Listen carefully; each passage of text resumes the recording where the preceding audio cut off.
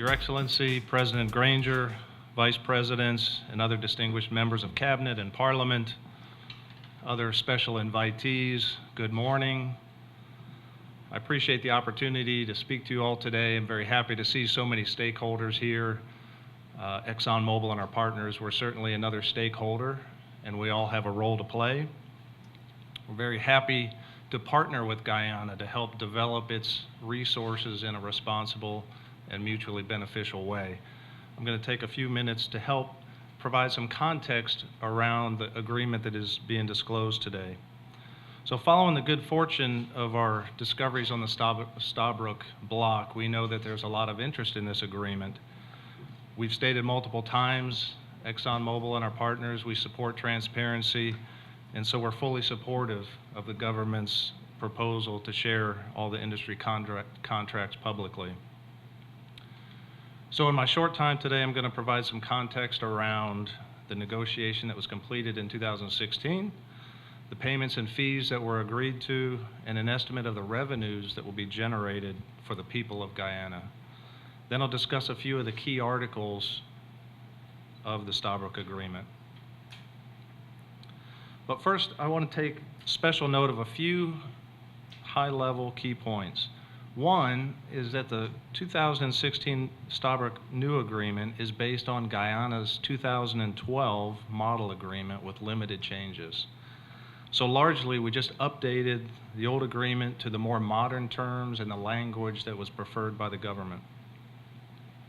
Both parties could have lived with the existing agreement that was in place, as Minister Trotman mentioned, but it was evident that reworking the agreement provided additional benefits to both parties, and it secured a range of additional benefits to Guyana for work commitments, training, local content, and increased fees and payments.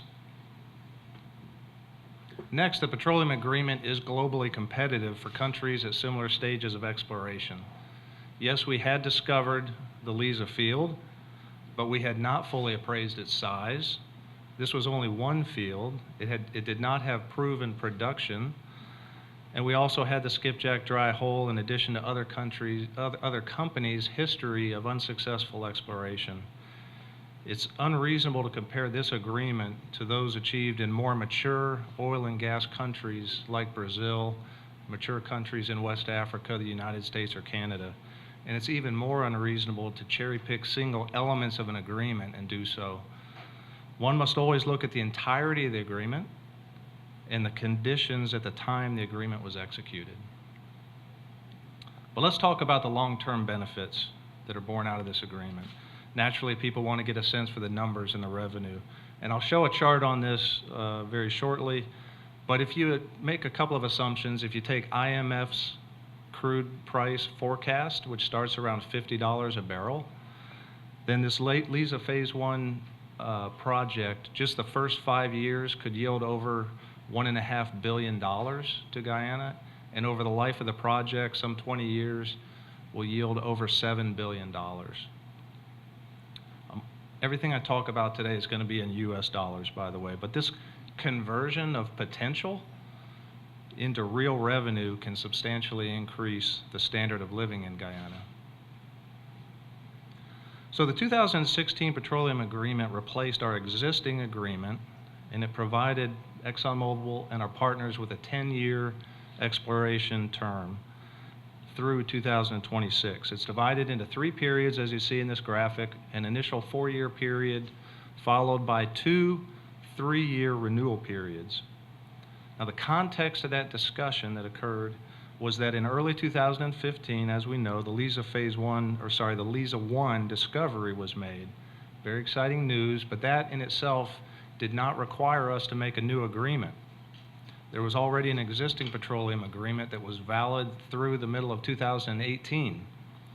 We could have carried on with our exploration program through that time and sought a production license for Liza and any other discoveries to be developed later. However, after the discovery, it was apparent that there was value to both Guyana and ourselves to look for this formal extension. Now, For background, since '99, when ours was originally signed, the government had updated their model contract for all future petroleum agreements. It was posted on GGMC's website for a long time, and it's commonly referred to as the 2012 model agreement. So Guyana could move from the old 1999 petroleum agreement to the newer, modern 2012 model agreement. This new agreement provided for additional revenue streams and captured new exploration commitments, as well as greater commitments for the development of Guyanese people and resources. Now, to the benefit of both of us was time, gave us more time.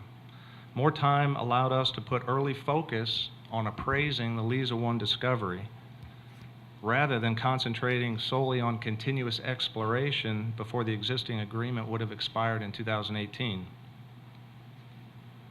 Early appraisal of Liza has allowed us to bring revenues to Guyana earlier. This also provided more time for the evaluation of the 3D seismic and other study work so we could optimize our exploration program. An optimized program is what we all want. We all want to try to minimize unsuccessful wells. So with that background, let's look a little closer at some of the new payments that arise from the new agreement. We agreed to a number of higher or new payments in return for time. Firstly, there was an $18 million signature bonus when this agreement was executed. It's part of the agreement as Article 33, which you'll see later. There were annual rental fees that had been at $240,000 were substantially increased to $1 million every year for the life of the agreement. Likewise, the annual payment to the government for training and capacity building of Guyanese personnel was increased to $300,000 per year from $45,000. Also, a new commitment was entered into whereby we'll annually fund $300,000 for social and environmental programs around Guyana. Now, we actually have done, many of you know, and we'll continue to do much more than that, but now this is a minimum commitment that is written as part of the contract. And then, widely known, we agreed to a 2% royalty. This royalty increases the government's early revenue and overall government take. So coupled with additional work commitments, there was a wide-ranging increase in the long-term annual fees, in addition to the benefit of converting an old contract into the government's preferred language of the 2012 model agreement. Now, when we talk about long-term benefits and as the contract goes public, it's important not to lose sight of the fact that the Liza Phase 1 production is the big value driver at this time. So we're going to look at that now. This next chart is it's a key chart to understand some of the basic principles of the agreement, as well as a revenue split between the investors and the government. So, if I may, you have years across the bottom of the chart, 2015 to 2040. Along the y-axis, you've got annual cash flow in billions of US dollars. So this is for Liza Phase 1 only. And so in 2016, we expect the co-venturers will spend this much. In 17, we expect we'll spend this much, all to get the Liza Phase 1 on production. So under the type of agreement chosen by Guyana, we spend all the money, take the risk, bring the technology, etc., so that in 2020, first oil production and therefore revenues begin to flow, shown as the bars above zero. Now the gray bars, these represent recovery of those costs, all these costs that have been borne. Gray bars represent the cost recovery without profit and capped at 75% of production each year. So that gray bar goes up to 75%. You'll see that after just a few years, we catch up, and the amount of oil used for cost recovery is expected to significantly drop. So after that point, we're essentially just recovering the annual operating cost of the field. Now, above the gray bars, the remaining represents the split of profit oil with the government's profit oil and revenue shown by the green bars, which are slightly larger than the yellow bars, which represent the investors' profit. Now again, it just represents the basic principle that the investors get to recover their cost, and then we split the profits 50-50. And Guyana gets revenue from day one.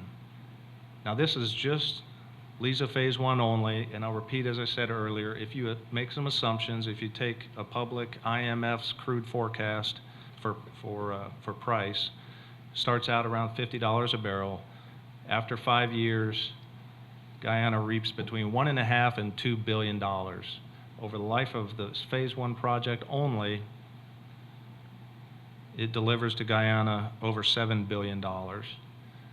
Now, the lawyers caution me that I have to say this isn't a guarantee, right? There are assumptions for production forecast, for price, future cost, and everything else, but you do get the picture. This is our transparent view. This is what we think this is going to look like. Now on to the contract. So it was fully executed and became effective October 7, 2016. Reviewing the agreement, you'll see that it's largely Guyana's 2012 model agreement with limited amendments. So the vast majority of its contents are very familiar to anyone who's looked at that 2012 agreement. Now, I'm going to highlight a number of key articles in the contract. In the interest of time, of course, I'm not going to read the whole thing or cover every single article, but we're going to talk about many that we think would be of most interest. It's important to note that what I'm going to do is just quickly summarize these things. I'm not here to argue strict legal interpretations. Everybody will be able to read the contract after today, and luckily it's very straightforward. So let's start with Article 4 of the contract. This explains the term or the periods that were agreed to. As we've said, it's an initial 4-year period to 2020, then 2 3-year renewal periods. Now, these periods come with new exploration minimum work commitments, essentially 1 well per period with additional seismic interpretation. Article 5 outlines how we need to relinquish 20% of the contract area at the end of the first renewal period. There are a few exceptions to this in the contract, largely based around the discovery areas that we've already achieved. And then the remaining area, the rest of the block, essentially needs to be relinquished at the end of the second renewal period, at which time Guyana can then seek to release it out to someone else. That's how these work. Long-term view.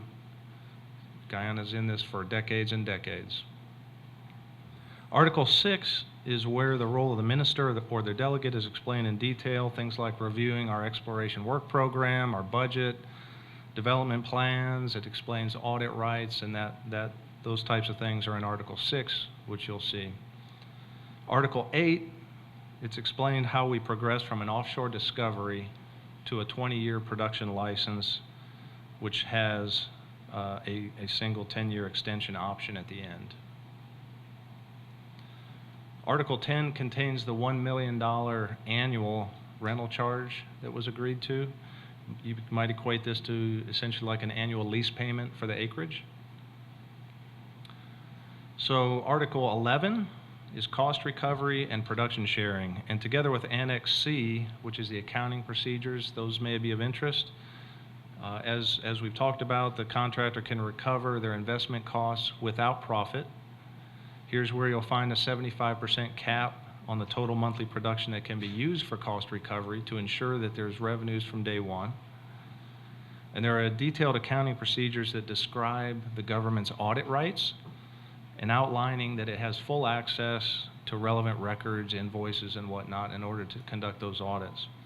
It also explicitly lists what is and what is not cost recoverable. All of this is essentially the same as the 2012 Guyana model contract. After cost recovery, the article outlines how the split of the remaining profit volumes are split 50-50 between the government and the co-venturers, the investors. Now, there's already been some discussion about natural gas, and Article 12 talks about its treatment. As is the global norm, gas use is prioritized for oil field operations, and that will be the case for Liza Field 1, because that essentially helps us recover more oil. The contract provides a 5-year period to conduct a feasibility study for the utilization of gas, and this reflects the complexity of gas commercialization. Gas is tougher than oil, essentially. Gas requires significant infrastructure and market development. Now, but as you've heard, one study underway is for Liza Phase 1 gas is a gas-to-power project that's being looked at right now. Early stages, but that's one area that's being looked at. Article 14 describes the options that the government has for the sale of Guyana's profit oil volumes. The government can market those themselves or ask that the contractor market the government's crude, and it can change the selection with 6 months' notice. This marketing option to allow the contractor to market is often chosen in countries that haven't done this before as a period of learning, and then they change after a few years. They take over that responsibility themselves. It's totally the government's option. If we do the marketing, a process would be agreed to negotiate, the fees that are competitive, fair, and transparent. Article 15, you'll see, together with Article 21, outlines the tax arrangements of the petroleum agreement. These arrangements, like most of the contract, are the same as what was in the 2012 model agreement, apart from the inclusion here of a new 2% royalty. Now, certain tax exemptions are listed. These exemptions are a very common feature of the oil industry, where one, governments choose to structure the agreements such that they get most of the value from profit oil versus the full tax burden, or two, where the maturity of the oil industry in that country drives the need to incentivize more investment. Other taxes do remain payable, such as withholding and employee taxes, which will generate multiple millions of dollars of revenue. Article 17 places a domestic market obligation on the contractors, on the partners here, and this is one that often generates questions. So what does this mean? This would oblige the contractors to supply oil or gas to the domestic, that's important, not export, but to the domestic market if the total government entitlement was insufficient. Now, this could come into play at some point in the future. It's unlikely to come into play early, as the domestic need in Guyana currently is relatively low. It's a pretty standard article, though. Regardless, I'll point out that ExxonMobil and our partners are always open to exploring sales to any competitive buyer. So the next slide is the last slide, and this is where we'll start with Article 18. And here's where you'll find very clear local content obligations that are placed on us by the contract, including a criteria to preference Guyanese. The contract supplements this with a detailed review, reporting, and stewardship process with the government. We're required to have a very detailed local content plan, which we've submitted. The establishment of our Center for Local Business Development, which I know many of you have seen and been to over on South Road, is part of our plan and part of how we're meeting this commitment. And we're already working very hard to award work to a growing number of competitive Guyanese businesses. I'm very proud that at EEPGL, we already have over a 70% Guyanese workforce, with many in leadership positions. And overall, for all the work that we're doing, working with our contractors, we're already over 50% Guyanese workforce. And it's important to us that people are aware of these contractual obligations and our existing reporting processes as local content policy framework discussions continue. Article 19 is similar, and it just captures the now increased $300,000 annual obligation to the government for the training of Guyanese. Article 28 covers social responsibility and protection of the environment. It's here that clear obligations exist concerning prevention of, and if necessary, remediation of potential environmental impacts from Stabroek operations. It's important to note that these are just in addition to existing applicable laws and regulations. Now, this article contains a new commitment to fund $300,000 annually for the environment and social projects around Guyana. And lastly, we have Article 33. Here's the language around the $18 million signature bonus that was agreed to, not to gain access to the Stabroek block because we had that, but it was to gain this extension. And so I'll just put up the summary slide again and make a couple of closing comments. Hopefully this has been helpful to summarize the agreement. I realize perhaps not all questions are going to be answered through this presentation, but all will have an opportunity to read the full agreement, and hopefully all the industry agreements in order to have a broader context. In closing, I thank you for the opportunity to speak. Guyana is an important country for ExxonMobil and our partners. We hold dear this opportunity, but we also recognize the responsibility that's involved in this partnership. We'll meet our commitments under this agreement, and we look forward to seeing the long-term benefits that our mutual work will bring to Guyana. Thank you.